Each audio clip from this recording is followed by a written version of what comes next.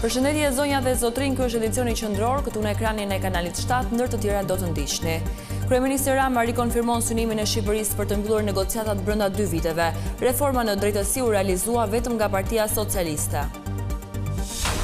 Sali Berisha është i vendosur të zhbërë reformën në drejtësi edhe pse ajo mbështetet nga Bashkimi Evropian. Na duhet një sistem i ri jo politik. Ministri Mbrojtjes i përgjigjet kritikave të Beogradit për marrëveshjen ushtarake mes Kosovës dhe Kroacisë, Serbia të mos viktimizohet. Lihet në burg drejtuesi betonieres me të cilin u përplas makina me 4 të rinj, shoferi tha se tentoi ta ndihmonte, por mjeti shpërtheu në flak.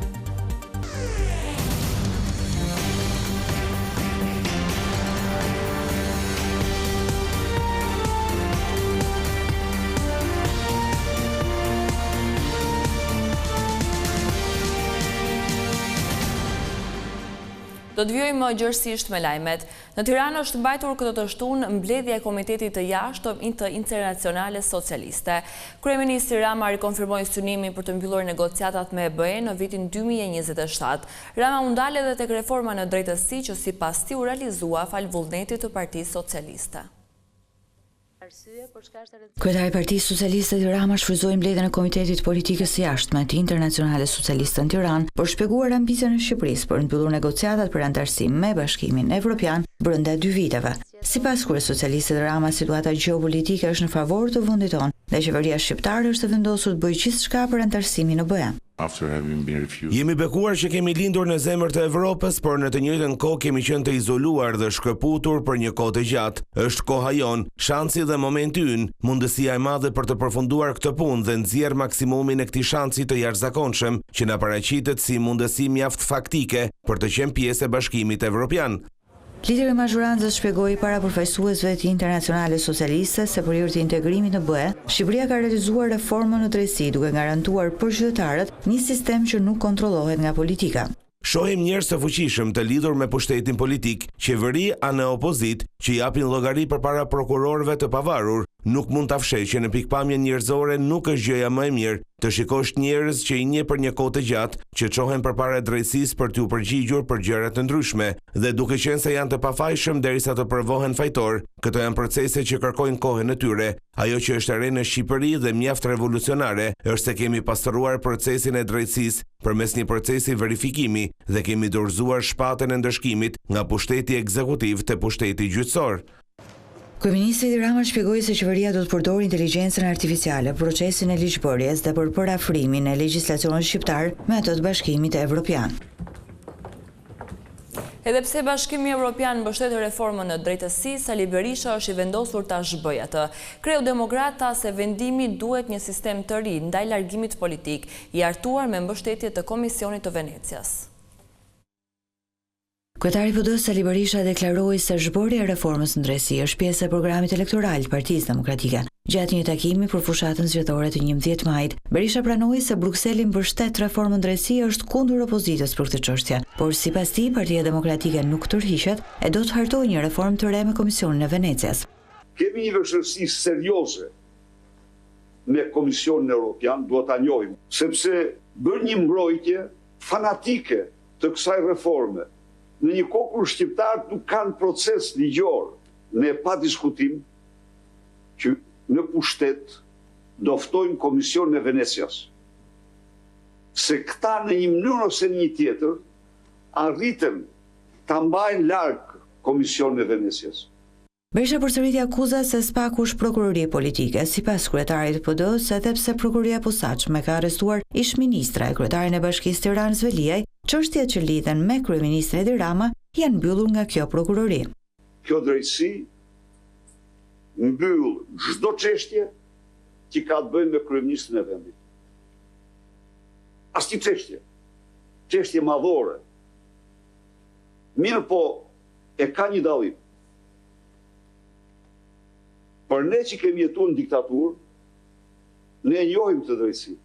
Se dhe në diktaturë, drejtësia dënonte dhe pushkatonte kundërshtar të regjimit, por e vërteta është që dënonte dhe pushkatonte edhe ordiner. Hajdut ordiner, vrasës, kriminal, edhe ato e bënte ajo. Nuk mund të themi që nuk i bënte. Kryetari i PD-s Berisha lajmëroi se fokusi kryesor në këto pak javë që na ndaj nga zgjedhjet do të jetë sensibilizimi i faktorit ndërkombëtar për ato që ai cilëson tentativat Partisë Socialiste për të manipuluar vullnetin e qytetarëve. E Berisha lajmëroi se do të ngrejë problematikën e integritetit të zgjedhjeve edhe në mbledhjen e Këshillit të Evropës që do të mbahet pas pak ditësh.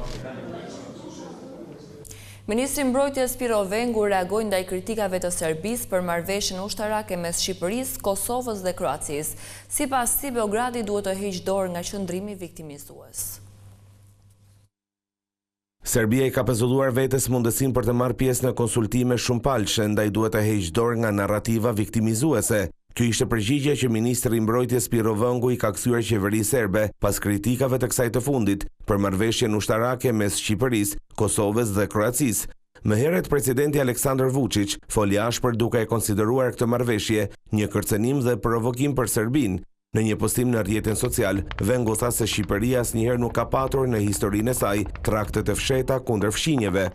Serbia, duke ndjekur prej 2 vitesh një politik të karrige zboshe në iniciativat rajonale, ja ka pezulluar në mënyrë të njëanshme vetes mundësinë për të nxitur ose për të marrë pjesë në konsultime shumëpalëshe. Ky pezullim, që është në dorën e Serbisë të lihet më njanë, e bën të kotë çdo narrativ viktimizuese që vjen nga qeveria serbe. Në historinë e saj, Shqipëria nuk ka precedent marrëveshjesh ose traktatesh të fshehta në dëm të fqinjve, siç kanë pasur shtete të tjera.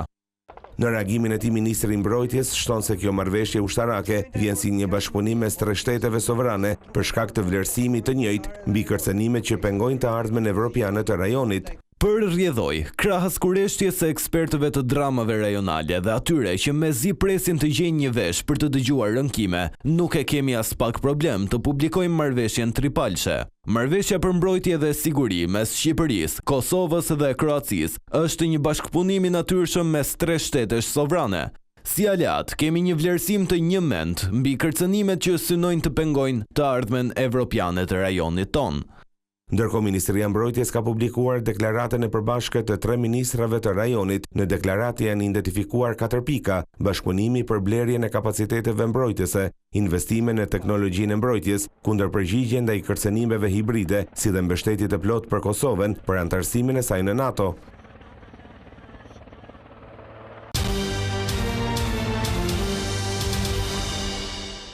Gjykata la në burg drejtuesin e betonjeres me të cilin u përplas makina ku humbën jetën 4 të rinj. Gjatë seancës, shoferi tha se ishte përpikur të jepte ndihmën e parë, por automjeti shpërtheu menjëherë në flak. 3 të arrestuarit në lidhje me aksidentin tragjik ku humbën jetën 4 të rinj kanë dalë këtë të shtunë përpara gjykatës për të njohur me masën e sigurisë. Tokat e zeza kanë vendosur burg pa afat për 24 vjeçarin Aleksandar Krashi, i cili ishte shoferi i betonjeres, me të cilin u përplasën 4 të rinj nga fushkruja, e përpasoi gjetën vdekjen e menjëhershme.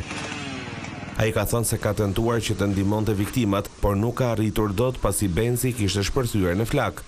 Nuk jam larguar menjëherë nga vendi i ngjarjes. U përpoqja maksimalisht t'i ndihmoj. Dera e makinës nuk hapej. Lajmërova edhe një koleg, shofer të një betonjereje tjetër, që të vinte për të më ndihmuar me shuarjen e zjarrit. Më pas, ai është larguar nga frika e një hakmarrjeje të mundshme. Pavarësisht dëshmisë së tij, gjykata vendosi që të lërte riu në qeli. Pas hekurave gjithashtu është vendosur kushuri i ri i Valentin Krashi, i cili akuzohet se largoi shoferin e betonjeres nga vendi i ngjarjes, akuzë që është mohuar nga ai vet. Ndërkohë, menaxheri i firmës së betonit Daniel Koxha është lënë detyrim paraqitje, i akuzuar për punësimin e Krashit në shkelje, pasi ai nuk disponon kategorinë e duhur për drejtimin e mjetit të tonazhit të rënd. Makina tip Benz që drejtohej nga Enejt Laçi, 25 vjeç, brenda të cilës ishin vëllai i tij Eril Laçi, 20 vjeç, kushuriri i tyre Andi Laçi, 22 vjeç, dhe shoku i tyre Enriket Kurti, 24 vjeç, mendohet se ka qenë me një shpejtësi afërsisht 200 km/h, pasi kanë parakaluar 2 kamion. Mjeti është futur sërish në Karrexhat dhe menjëherë më pas është përplasur me betonjeren e ndaluar. Fill pas përplasjes, mjeti ka shpërthyer në flak. Aleksandar Krashi kishte ndaluar sapo kishte dalë nga pika e betonit, pasi e kishte lënë karburanti, por nuk kishte ndezur bllokazhin. Një 40 vjeçar identifikuar si Dritan Balla është arrestuar nga policia e Durrësit pasi akuzohet se ka vjedhur disa automjete, banesa si dhe shuma të mëdha parash. Ndërkohë blut kanë sekuestruar edhe 2 mjete të grabitura prej tij, vetëm në muajin mars Seriu akuzohet për 4 vjedhje. Ndërkohë në Lezhë, policia arrestoi një 26 vjeçar pasi akuzohet se ka vjedhur një parukeri. Në pranga ka rënë Ronald Sina, ndërkohë në gjendje të lirë është proceduar motra e tij 17 vjeçare.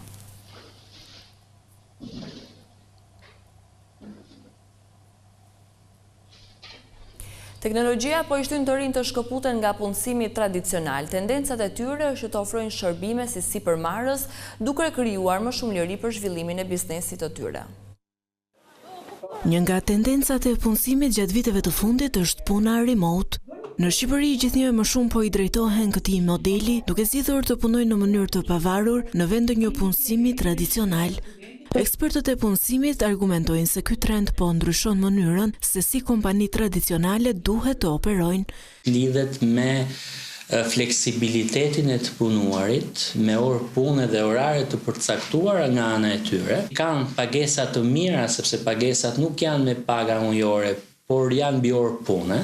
Muça thekson se të rinj po investojnë gjithnjë më shumë në aftësi teknologjike për të shfrytzuar këtë mundësi të tregut. Duke qenë se shumica e të rijve në Shqipëri po investohen shumë me talentin dhe aftësitë të zhvilluara që kanë, kryesisht në funksion të teknologjisë informacionit, mjeti i zhvilluar në dorën e tyre bën që në një formë apo në një tjetër, lehtësia për të punuar në këto forma është shumë më e madhe. Ky zhvillim sjell një nevojë urgjente për kompani tradicionale të përshtaten me realitetin e ri të tregut të punës. T'ia llogarisin dhe vlerësojnë punën të riut mbi bazën e rezultateve dhe produktit që ata realizojnë, jo mbi bazën e orëve të punës në cilin e realizojnë këtë produkt. Së dyti, kompanitë tradicionale duhet të fillojnë të bëjnë një deklasifikim të profileve të punës dhe të pozicioneve të punës me qëllim që të ndajnë ato punë që kërkojnë prezencën e një punojësi 8 orë aty, ato punë që kërkojnë dhe mund bëhen nga distanca dhe ato punë që mund bëhen në mënyrë hibride. Shumica e punëve të menaxhimit të zyrës, dizajnit grafik, marketingut apo PR-it tashmë kryhen nga distanca. Kjo është gjithçka e përgatitur edhe për këtë edicion informativ. Unë ju falenderoj për vëmendjen tuaj. Bashkë mirupafshim.